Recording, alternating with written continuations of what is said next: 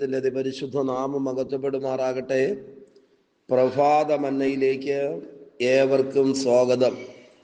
ഇന്നത്തേക്ക് വേണ്ട ദൈവിക ആലോചനകൾ തിരുവചനത്തിൽ നിന്ന് മന്ന പോലെ പ്രാപിക്കേണ്ടതിന് ദൈവം നമ്മെ സഹായിക്കട്ടെ. അപ്പോസ്തല പ്രവൃത്തി 3-ാം അധ്യായം 9-ാം വാക്യം വായിക്കുന്നു. അപ്പോസ്തല പ്രവൃത്തി 3-ാം അധ്യായം 9-ാം വാക്യം വായിക്കുന്നു. അവൻ നടക്കുന്നതും ദൈവത്തെ പുകഴ്ത്തുന്നതും ജനമൊക്കെയും കണ്ടു. പ്രിയരെ, ഈ അനുഗ്രഹിക്കപ്പെട്ട വാക്യത്തിൻ്റെ വിടുതൽ നമ്മുടെ ജീവിതത്തിൽ പ്രാപിച്ചെടുക്കുവാൻ നമുക്ക് കഴിയട്ടെ. ഒരു വലിയ സംഭവങ്ങളുടെ അവസാനമായിട്ട് നടക്കുന്ന ദൈവിക വിടുതലിനെ കുറിച്ചാണ് ഈ വാക്യത്തിനകത്ത് രേഖപ്പെടുത്തിയിരിക്കുന്നത്.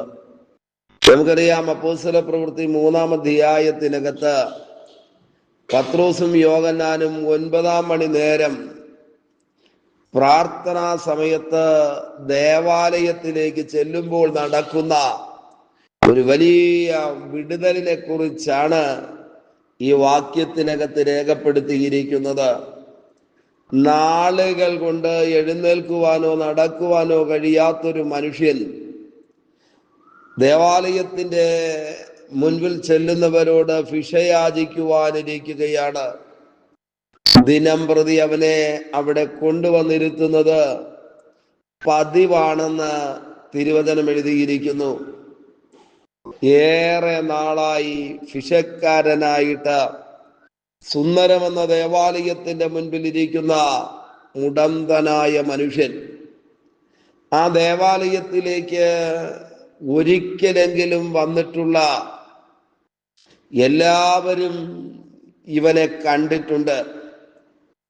അന്ന് വരെയും ലോകം മുഴുവനും അല്ലെങ്കിൽ ദേവാലയത്തിൽ വരുന്നവർ ഇവനെ കാണുന്നത് മുടന്തനായ ഭിക്ഷക്കാരൻ എന്നാണ്. എന്നാൽ 2-ാം അധ്യായത്തിനകത്ത് മാളിക മുറിയിൽ ആത്മശക്തിയെ പ്രാപിച്ചെടുത്ത പത്രോസും യോഹന്നാനും 3-ാം അധ്യായത്തിനകത്ത് സുന്ദരമെന്ന ദേവാലയത്തിലേക്ക് ചെല്ലുമ്പോൾ നാളുകൾ കൊണ്ട് എഴുന്നേൽക്കുവാനോ നടക്കുവാനോ കഴിയാത്ത, പരസഹായമില്ലാതെ മുൻപിലേക്ക് പോകുവാൻ കഴിയാത്ത ഈ ബലഹീനനായ മനുഷ്യനെ കാണുവാനിടയായി തീർന്നു. ഞാൻ ഉറപ്പോടെ പറയാം, പത്രോസും യോഹന്നാനും പഴയ സുവിശേഷത്തിനകത്ത് ജീവിച്ചിരുന്ന പത്രോസും യോഹന്നാനും അല്ല അപ്പോസ്തല പ്രവൃത്തി 2-ാം അധ്യായം കഴിഞ്ഞുള്ള പത്രോസും യോഹന്നാനും. കാരണം അവരുടെ മീതെ പരിശുദ്ധാത്മാവ് വന്നു. പരിശുദ്ധാത്മാവ് അവരുടെ മീതെ വന്നു. ആത്മശക്തി അവർക്ക് ലഭിക്കുവാനിടയായി തീർന്നു. ഈ പത്രോസും യോഹന്നാനുമാണ് സുന്ദരമെന്ന ദേവാലയത്തിന്റെ മുൻപിൽ ഇരിക്കുന്ന മുടന്തനായ മനുഷ്യനെ കാണുന്നത്. ഇന്ന് പ്രഭാതത്തിൽ പ്രിയരെ, പരിശുദ്ധാത്മാവ് നമ്മുടെ ജീവിതത്തെ മാറ്റും. പരിശുദ്ധാത്മാവ് നമ്മുടെ അവസ്ഥകളെ മാറ്റും. പരിശുദ്ധാത്മാവ് നമ്മൾ കാര്യങ്ങൾ കൈകാര്യം ചെയ്യുന്ന വിധങ്ങളെ മാറ്റുവാനിടയായി തീരും. അതിനു മുൻപും ഒരുപക്ഷെ പത്രോസും യോഹന്നാനും ഒക്കെ ഈ ബലഹീനനായ മനുഷ്യനെ സന്ദർശിച്ചിട്ടുണ്ടാകാം, കണ്ടിട്ടുണ്ടാകാം. പ്രത്യേകിച്ചൊന്നും നടന്നു കാണാൻ സാധ്യതയില്ല. എന്നാൽ ആത്മശക്തിയുടെ വ്യാപാരം നടന്ന അപ്പോസ്തലന്മാർ ഈ മനുഷ്യനെ കാണുമ്പോൾ അവന്റെ യാചനയുടെ വാക്കുകൾ അവരുടെ കാതുകളിൽ പതിക്കുമ്പോൾ 2-ാം അധ്യായത്തിനകത്ത് പ്രാപിച്ച അഭിഷേകത്തിന്റെ ശക്തി അവരിൽ നിന്ന് പുറത്തു വരുവാനിടയായി തീർന്നു. ധാരാളം പ്രശ്നങ്ങളും പ്രതികൂലങ്ങളും പ്രതിസന്ധികളും ജീവിതത്തിൽ ഉണ്ടെങ്കിലും അതിന്റെ നടുവിൽ ആത്മശക്തിയെ പ്രാപിച്ചെടുത്തവരാണ് നിങ്ങളെങ്കിൽ പഴയതുപോലെ ആയിരിക്കത്തില്ല പ്രശ്നങ്ങളെ അഭിമുഖീകരിക്കുന്നത്. അഭിഷേകം പ്രാപിച്ചവനിൽ നിന്ന് ദൈവശക്തി വ്യാപരിക്കപ്പെടുവാനിടയായി തീരും. ഈ വാക്യം അതാണ് എഴുതിയിരിക്കുന്നത്. പത്രോസ് യോഹന്നാനോടുകൂടെ അവനെ ഉറ്റുനോക്കി, ഞങ്ങളെ നോക്കുക എന്ന് പറഞ്ഞു.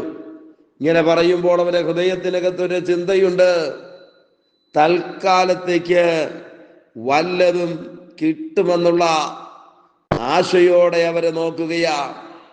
എന്നാൽ പത്രോസിനും യോഹന്നാനും അവന് കൊടുക്കാനുള്ളത് വെള്ളിയും പൊന്നുമായിരുന്നില്ല. അവന്റെ വലം കൈക്ക് പിടിച്ച് എഴുന്നേൽപ്പിച്ചു. അഭിഷേകത്തിന്റെ ശക്തിയാൽ, ആത്മാവിന്റെ നിറവിനാൽ, പരിശുദ്ധാത്മാവിന്റെ നിയോഗത്താൽ സുന്ദരമെന്ന ദേവാലയത്തിന്റെ മുൻപിൽ പത്രോസും യോഹന്നാനും അവന്റെ കൈക്ക് പിടിക്കുമ്പോൾ, അവനെ എഴുന്നേൽപ്പിക്കുവാൻ ശ്രമിക്കുമ്പോൾ, ബൈബിൾ എഴുതിയിരിക്കുന്നു, ക്ഷണത്തിൽ അവന്റെ കാലും നരിയാണിയും ഉറച്ചു. ആമേൻ. അമ്മയുടെ ഗർഭം മുതൽ അവൻ അനുഭവിച്ചു കൊണ്ടിരുന്ന, അവന്റെ ആയുസ്സിൽ ഒരിക്കലും മാറത്തില്ലെന്ന് ലോകം വിധി എഴുതിയിട്ടിരുന്ന, ഒരു മനുഷ്യനും അവനെ സഹായിക്കുവാനോ വിടുവിക്കുവാനോ കഴിയാതിരുന്ന വലിയ പ്രതിസന്ധികൾക്കകത്ത് എന്നേക്കുമായിട്ട് ഒരു മറുപടി അവന് ലഭിക്കുവാനിടയായി തീർന്നു. ഞാൻ അവിടെ നിർത്തി പറയാം, ദൈവശക്തി വ്യാപരിച്ചാൽ ഇന്ന് നമ്മൾ അഭിമുഖീകരിച്ചു കൊണ്ടിരിക്കുന്ന സകല വിഷയങ്ങൾക്കകത്തും മറുപടി ഉണ്ട് എന്ന് നാം തിരിച്ചറിയാതെ പോകരുത്. എത്ര പഴക്കമുള്ളതാണെങ്കിലും, ഒരിക്കലും ശരിയാകാത്തതാണെങ്കിലും, നിശ്ചയമായിട്ടും ഇത് പാരമ്പര്യമാണെങ്കിലും, ജനിച്ച നാള് മുതൽ ഉണ്ടെങ്കിലും, പല പ്രാവശ്യം പല കാര്യങ്ങൾ ചെയ്ത് രക്ഷപ്പെടുന്നതിന് വേണ്ടി ശ്രമിച്ച പ്രതിസന്ധികളാണെങ്കിലും, ദൈവശക്തി വ്യാപരിച്ചു കഴിഞ്ഞാൽ ആ പ്രതിസന്ധികൾക്കകത്ത് ഒരു വലിയ അത്ഭുതം നടക്കുവാനായി തുടങ്ങും. ആ പദങ്ങൾ ഞാൻ ആവർത്തിക്കാം. ക്ഷണത്തിൽ അവന്റെ കാലും നരിയാണിയും ഉറച്ചു. എങ്ങനെ? ആത്മാവിന്റെ ശക്തി വ്യാപരിക്കുവാനിടയായി തീർന്നു. ഈ സന്ദേശം കേട്ടുകൊണ്ടിരിക്കുമ്പോൾ ചില വിഷയങ്ങൾക്കകത്ത് ദൈവത്തിന്റെ പരിശുദ്ധയാത്മാവ് ചലിക്കുവാൻ തുടങ്ങട്ടെ, ആത്മശക്തി വ്യാപരിക്കുവാൻ തുടങ്ങട്ടെ. അടുത്ത കാര്യമാണ് മഹാത്ഭുതം. അവൻ നടക്കുന്നതും ദൈവത്തെ പുകഴ്ത്തുന്നതും ജനമൊക്കെയും കണ്ടു. പ്രിയരെ, അവിടെ ഒരു സന്ദേശമുണ്ട്. ഇന്നലകളിൽ ജനം കണ്ടത് ഇവൻ ഇരിക്കുന്നതും മറ്റുള്ളവർ ഇവനെ ചുമന്നുകൊണ്ട് നടക്കുന്നതുമാണ് കണ്ടതെങ്കിൽ, ജനമൊക്കെയും അത്ഭുതപ്പെടുമാർ ഒരു കാഴ്ച കണ്ടു. അവൻ നടക്കുന്നതും ദൈവത്തെ പുകഴ്ത്തുന്നതും. ആമേൻ. ആരാണോ ഇന്നലകളിൽ ഇവനൊരു പരിഹാസ വിഷയമായി ഇവനെ കണ്ടത്, ഇവനൊരു തോറ്റവനായി, പരസഹായമില്ലാതെ ഒന്നും ചെയ്യുവാൻ കഴിയാത്തവനായി ഒരു വലിയ സമൂഹം അഥവാ സുന്ദരമെന്ന ദേവാലയത്തിൽ വരുന്ന മുഴുവൻ പേരും ഇവനെ കണ്ടിരുന്നെങ്കിൽ, ഇവന്റെ ജീവിതത്തിൽ ദൈവശക്തി വ്യാപരിച്ചു കഴിഞ്ഞപ്പോൾ ഇവൻ മറ്റുള്ളവർക്കൊരത്ഭുതമായി തീർന്നു. ജനം കാണെ ഇവൻ നടക്കുകയും ദൈവത്തെ പുകഴ്ത്തുകയും ചെയ്തു. ആമേൻ. ആരാണോ നിന്ദിച്ചത്, ആരാണോ പഴിച്ചത്, ആരാണോ ശരിയാകത്തില്ലെന്ന് പറഞ്ഞത്, ആരാണോ തകർന്നത് എന്ന് നിങ്ങളെക്കുറിച്ച് വിധി എഴുതിയിട്ടിരിക്കുന്നത്, അവർ കാണെ മാനിക്കുന്നൊരു ദൈവമുണ്ട്, അവർ കാണെ ഉയർത്തുന്നൊരു ദൈവമുണ്ട്, അവർ കാണെ വലിയ അത്ഭുതം ചെയ്യുന്നൊരു ദൈവമുണ്ട്. ഞാനൊരു വാക്ക് പറഞ്ഞ് അവസാനിപ്പിക്കാം.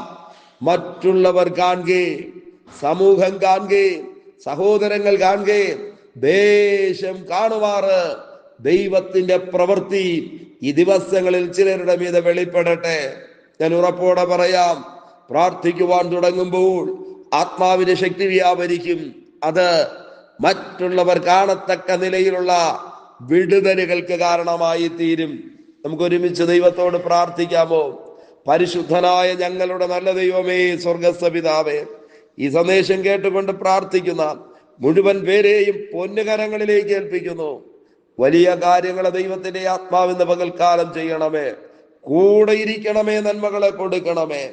അധികാരമുള്ള യേശുവിന്റെ നാമത്തിൽ പിതാവേ, ആമേൻ. ആമേൻ. Okay, God bless you. ദൈവമായ കർത്താവ് എല്ലാവരെയും ധാരാളമായി അനുഗ്രഹിക്കട്ടെ. ആമേൻ, ആമേൻ.